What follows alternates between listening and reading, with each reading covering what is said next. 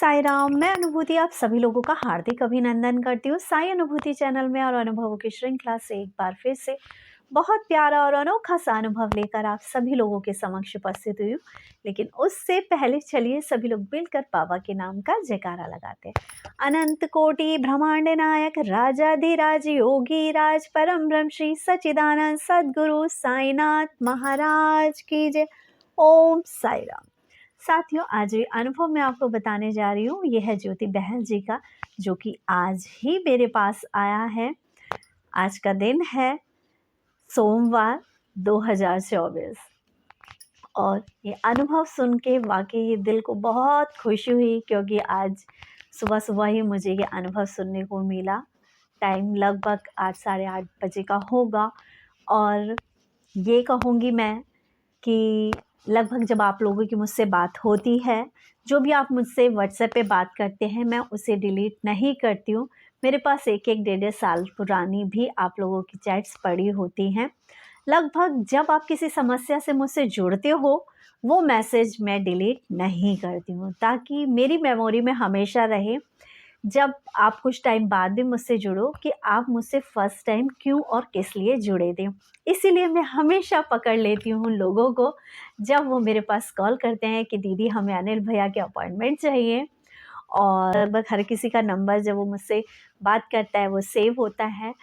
और लगभग जब आप अपनी पहली समस्या का समाधान होने के बाद भूल जाते हैं बहुत दिनों तक, और उसके बाद आप दोबारा किसी समस्या में फंसते हैं और आप मुझे फ़ोन करते हैं, तो मुझे याद आ जाता है, क्योंकि मैं अपना व्हाट्सएप चेक हाथों हाथ कर लेती हूँ कि मुझसे पहले जुड़े थे या नहीं जुड़े थे, और जुड़े थे तो कौन सी समस्या से रिलेटेड थे। तो ऐसा ही हुआ जब सुबह मुझे ज्योति बहल जी ने फ़ोन किया और उन्होंने थैंक्स कहा कि जो आपका संतान प्राप्ति वाला हवन हुआ था, उसमें मैं भी शामिल हुई थी। मेरा बेटा और बहू है और मैं चाहती थी कि हमारे घर में कोई नन्हा मुन्ना आए। मैं चाहती थी कि मैं भी जल्द से जल्द दादी बनूं, लेकिन मेरे बेटा बहू दोनों ये प्लान नहीं कर रहे थे, क्योंकि ये लोग सेटल होना चाहते थे बाहर और ये पहले स्टैंड करना चाहते थे कहीं। इस वजह से मैं भी इन्हें कुछ बोल नहीं पाती थी। और इन्होंने बताया दीदी कि हमने जब ये हवन देखा, मैंने जब ये हवन देखा, तो उसके बाद मेरी जो है बहू कंसीव कर गई, और 18 नवंबर को हमारे यहाँ पर नन्हा मुन्ना हमारा पोता आया है। मेरे साथ उन्होंने अपनी फ़ोटो शेयर की है बेबी की, लेकिन मैं खुद ही जो बच्चे हुए हैं यहाँ से उनकी फ़ोटो शेयर नहीं करती, क्योंकि मेरा मानना है जिन्होंने विश्वास करना होगा वो मेरे कहने पे भी विश्वास करेंगे कि बेबी आया। क्योंकि इतने सालों बाद जब किसी के घर में बच्चा आता है, तो वो अपने उस बच्चे को बहुत छुपा के और बहुत सहेज के रखना चाहता है। और कहीं ना कहीं मेरा भी मानना ये है कि नहीं, इनके घर की खुशियाँ हैं और बाबा ने इन्हें इतने मुरादों के बाद दिया है, तो मैं भी फ़ोटो अभी नहीं शेयर करूँगी। बच्चे को बड़ा हो जाने दो, उसके बाद हम दिखाएंगे एक कोलाज बना के कि देखो कितने प्यारे प्यारे नन्हे मुन्ने बादशाहपुर दरबार से बाबा ने भक्तों को दिए हैं।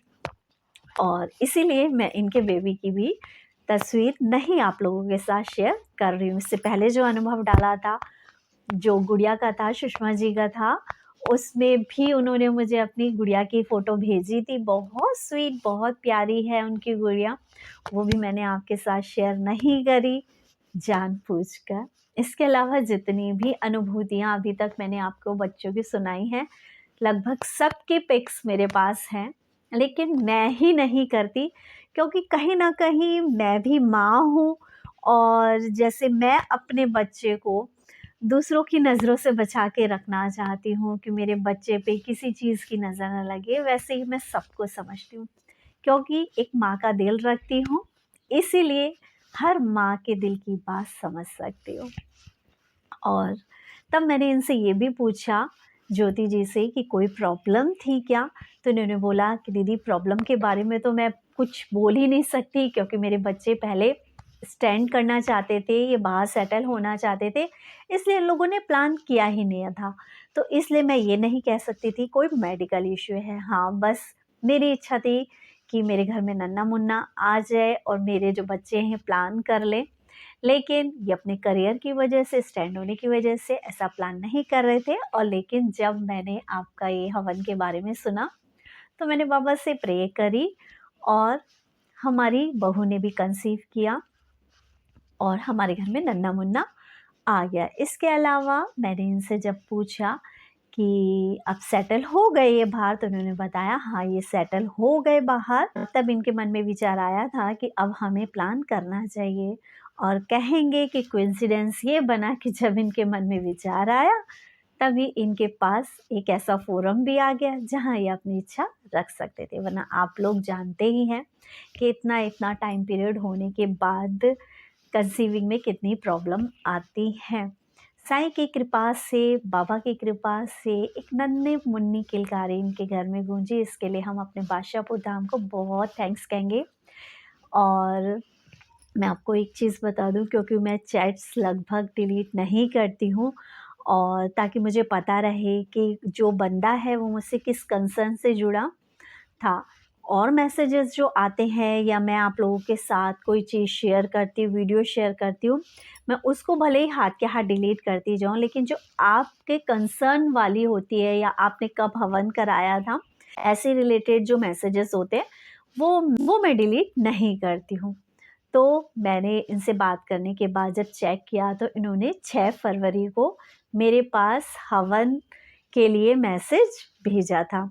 तो आप फिंगर टिप पे काउंट कर सकते हैं मंथ कि कब इनका 6 फरवरी का इनका था और 18 तारीख नवंबर में इनके घर में नन्ही मुन्नी संतान आई। यू कैन कैलकुलेट और आपको विश्वास हो जाएगा।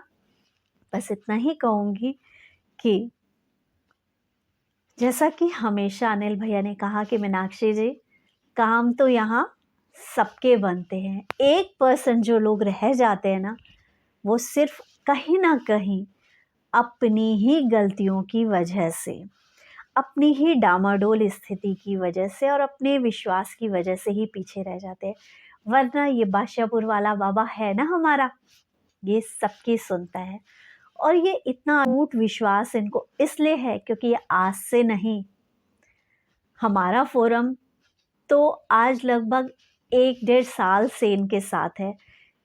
ये जो फोरम है, ये जो बादशाहपुर दरबार है, 15 साल होने को जा रहे हैं। अभी 3 दिसंबर दिन मंगलवार 2024 को 15 साल हो जाएंगे बादशाहपुर दरबार को।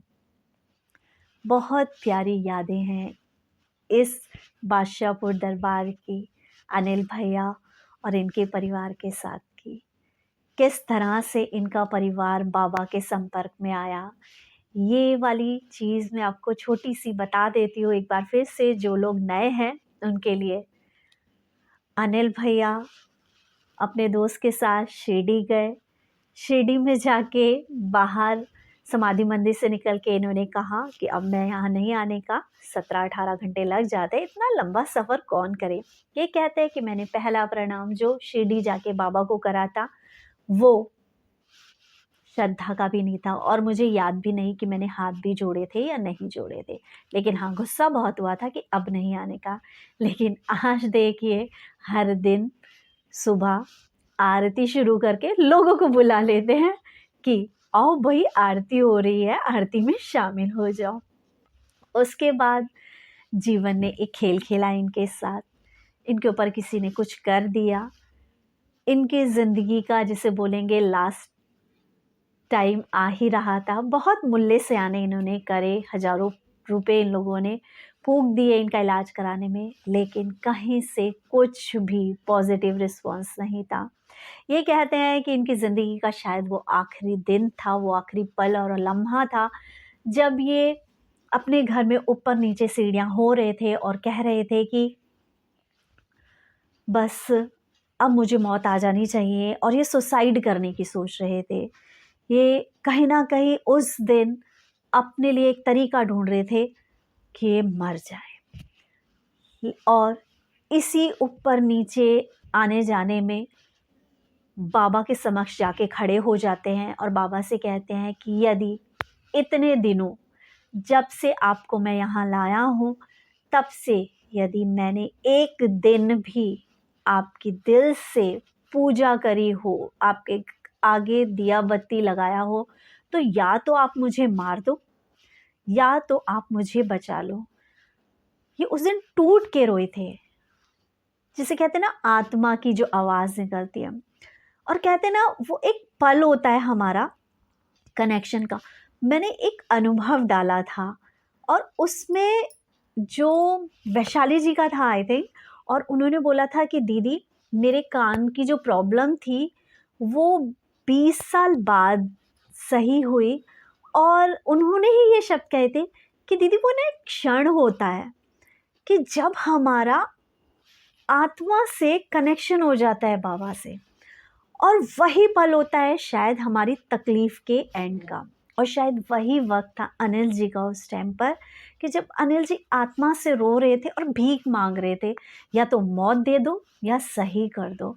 और उस पल बादशाहपुर दरबार में जो बाबा हैं, जिसे आज जब आप देखते हैं तो आपका श्रद्धा से सर झुक जाता है, उस बाबा के स्वरूप में से एक किरण निकली और भैया के सीने में जाकर लगी, और वो 2-3 कदम पीछे गिरे और बेहोश हो गए।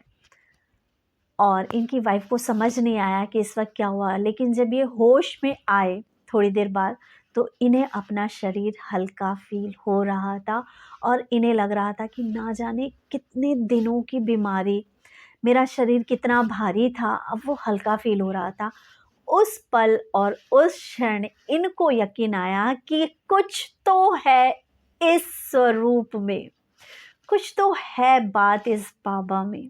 और इन्होंने करनी शुरू करी बाबा की पूजा, बाबा को मानना। और उसके बाद जो जो इनके साथ हुआ मैं ऑलरेडी चैनल के साथ शेयर कर चुकी हूँ, कि बाबा इनके पास आने लगे। बाबा के बाद बाबा अपने साथ हनुमान जी लाते थे, फिर उसके बाद शिव जी और इनके घर में जहाँ बाबा का स्वरूप रखा है उसके आगे जो प्रीमाइसेस था, ये बैठ जाते थे जब अपने शॉप से आया करते थे। अपनी वाइफ को कहते थे कि ले ये फ्रूट काट के ला दे, देख हनुमान जी को पसंद है या बाबा ने ये मंगाना है, बाबा ने ये मंगाया था, बाबा खाएंगे या भगवान जी या राम जी खाएंगे। तो इनकी वाइफ सोचती थी कि इतना बीमार थे, शायद दिमाग अब थोड़ा इधर उधर हो गया इनका, बस ये तसल्ली रख के शांत हो जाती थी और खुश हो जाती थी कि चलो कम से कम नज़रों के सामने तो है। बस ये सिलसिला चलता रहा। फिर उसके बाद अनिल जी का जो शरीर था पत्थर जैसा होने लगा और इनकी आंखें रेड हो जाया करती थी। तब उसके बाद इन्होंने अपनी ये वाली बात, इनके परिवार वालों ने भी जब इन्हें टच करके देखा कि जब ये बाबा के समक्ष बैठ रहे हैं तब इनका शरीर पत्थर जैसा हो जा रहा है और आइज़ रेड हो जा रही हैं, तो इन्होंने अपने परिवार के बड़े बूढ़ों से बात करी। तो उन्होंने बोला कि ऐसा करो, तुम कहो कि जहाँ से आए हो वहाँ से वहाँ चले जाओ आप वापस। और इन्होंने वैसा ही किया। उसके बाद बाबा चले गए, फिर वो नहीं आए और उसके बाद इन्हें एहसास हुआ अपनी गलती का और फिर इन्होंने बाबा को फिर से मानना शुरू करा, फिर से बाबा को मनाना शुरू करा, अपनी पूजा पाठ को बढ़ा दिया, अपने जाप को बढ़ा दिया। और उसके बाद बाबा ने इन्हें एक ऐसी शक्ति दे दी जिसका अनुभव जब मैंने डाला था, जो फर्स्ट इनका अनुभव था, इनको जो पावर्स मिली थी, तो वो बहुत वायरल हुआ था। और उसके बाद जितने भी हमारे सब्सक्राइबर थे सबके बैक टू बैक कॉल आए थे मेरे पास कि हमें बात करनी है, हमें भी बात करनी है। उस पल मैंने इनसे परमिशन मांगी थी कि क्या मैं आपका नंबर शेयर कर देती हूँ। जब हमारा ये स्टार्टिंग हुआ था चैनल का अनिल जी के साथ जुड़ने वाला, तब डायरेक्ट नंबर दे दिया जाता था और अनिल भैया डायरेक्ट बात कर लेते थे। लेकिन अब आज जो इस फोरम का स्वरूप है उसमें अपॉइंटमेंट ली जाती है, क्योंकि बैक टू बैक कॉल भैया के पास जाने लगा था। उनका काम बहुत डिस्टर्बेंस होने लगा था क्योंकि उनका अपना खुद का एलिवेटर्स का काम है। आप सभी लोग जानते हैं जो जुड़े हैं कि वो काम ये सेवा के लिए कर रहे हैं, इसके लिए वो कोई चार्ज नहीं करते। इसीलिए मुझे इस सेवा का मौका मिला कि मैं अपॉइंटमेंट लेती हूँ, मेरे थ्रू होकर ही कॉल्स वहाँ तक जाती हैं ताकि भैया रिलैक्स से रहें और जो उनका खाली टाइम हो वो उसमें इस सेवा को दे सके। इस सेवा को देने के लिए दिन का कोई भी समय हो सकता है, 12-1 बजे के बाद का, जब आपके पास कॉल आ जाती है आपके अपॉइंटमेंट के लिए। और आपकी जो कॉल्स होती है रात 10:30 बजे, जब हमारी आरती ख़त्म होती है, उसके बाद पर्सनल कॉल्स होती हैं। और ये बाहर के जो हमारे साईं डिवोटीज़ हैं, जो यूएसए वगैरह में रहते हैं, अब्रॉड में रहते हैं, इन लोगों की जो कॉल्स होती हैं, वो कॉल्स होती हैं। और जो भी बहुत अर्जेंट कॉल होती है वो हम कराते हैं। तो बस ये सेवा चल रही है तब से ना जाने कितने लोगों से। आज मुझे लगभग 1 डेढ़ साल हो गया। मुझे याद है कि जो मेरी ये कॉल हुई थी 23 या 22 मार्च की रही होगी, जब अनिल भैया से मेरी पहली बात हुई थी। और उस टाइम इन्होंने मुझे मना कर दिया था कि मैं आपको बता तो रहा हूँ, लेकिन कोई अनुभव मेरा फ़ोरम पे शेयर मत करना। उसके बाद बाबा ने ही इनको जो भी, क्योंकि वो जो फर्स्ट डे था वो मेरा इंटरव्यू था। जैसे कि बड़ी-बड़ी कंपनीज़ में होता है ना, जब हायर किया जाता है तो पहले इंटरव्यू होता है, ठीक है? और फिर उसके बाद ऑफ़र लेटर आता है आप लोगों का कि हाँ, आपका सिलेक्शन है, आपको इतना दिया जाएगा, ठीक है? तो वैसे ही। और मुझे जो ऑफ़र लेटर में जो मिला, वो मिला कि आप इस सेवा को करोगी तो आपको दुआएँ मिलेंगी। ये रिटर्न में ऐसा कुछ नहीं था, लेकिन हाँ, ये मेरा मानना है और ये मैं कहती हूँ कि उस दिन मुझे बाबा की सेवा के लिए चुना गया, मेरा सिलेक्शन हुआ। और मेरे ऑफ़र लेटर में था, साईं की सेवा करोगी तो दुआएँ मिलेंगी। और आज हर दिन, हर पल मुझे दुआ मिलती है। आप जैसे साईं डिवोटीज़ के जब काम बनते हैं, आप दुआ देते हैं कि मीनाक्षी जी, आपके घर के भंडारे भरे रहें। मन मेरा उस वक़्त खुशी से प्रफुल्लित हो जाता है कि मैंने ज़िंदगी में एक ऐसा काम किया कि किसी ने मुझे इतनी अच्छी दुआ दिल से दे दी। जब लोग कहते हैं कि आपके घर में किसी चीज़ की कमी ना रहे, तब मुझे समझ में आता है कि अच्छे काम करने का कितना अच्छा नतीजा होता है, कि एक गैर इंसान आपको दिल से दुआ दे जाता है। जब लोग मेरे बच्चे को ब्लेस करते हैं, मेरी फैमिली को ब्लेस करते हैं, मेरे हस्बैंड को ब्लेस करते हैं, मेरी मम्मी के लिए बोलते हैं कि वो माँ आपकी बहुत धन्य है कि जिन्होंने आपको जन्म दिया, और उनकी जो शिक्षा है जो आपको मिली, उसको हम सैल्यूट करते हैं। कि आज की डेट में जहाँ लोग दूसरी चीज़ों में इंडल्ज होते हैं, आप बाबा की सेवा कर रहे हो, तो मुझे अच्छा लगता है कि कम से कम कुछ एक ऐसा काम किया मैंने।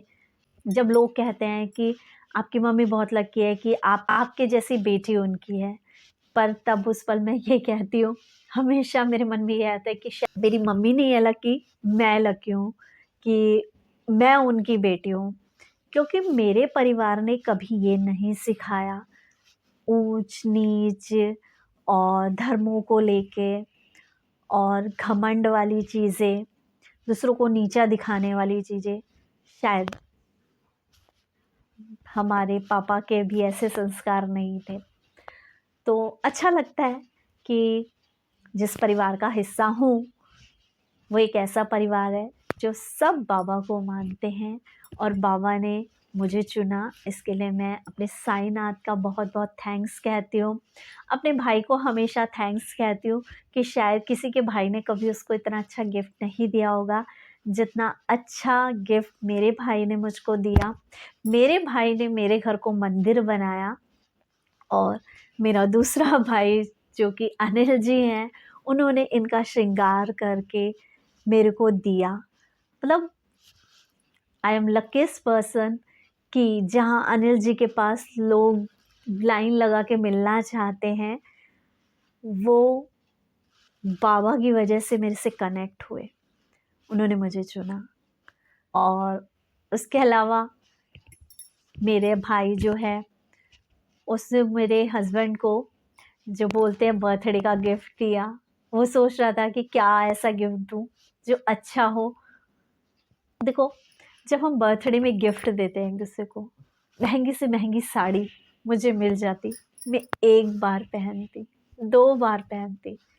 अच्छे से अच्छा सूट मुझे मिलता, अच्छे से अच्छा सूट, कपड़े, कुछ भी महँगी से महँगी चीज़ मेरे हस्बैंड को दे दी जाती या मुझे दे दी जाती, तो कितने टाइम यूज़ करते हम। बहुत ज़्यादा ऐसी चीज़ होती हम उसे रख देते संभाल के, लेकिन जो गिफ्ट मुझे मिला उसकी वैल्यू देखो। हर दिन उस उपहार के आगे मेरा सर झुकता है, और ये एक उपहार मेरी ज़िंदगी में आया, मेरी ज़िंदगी उपहारों से भर गई।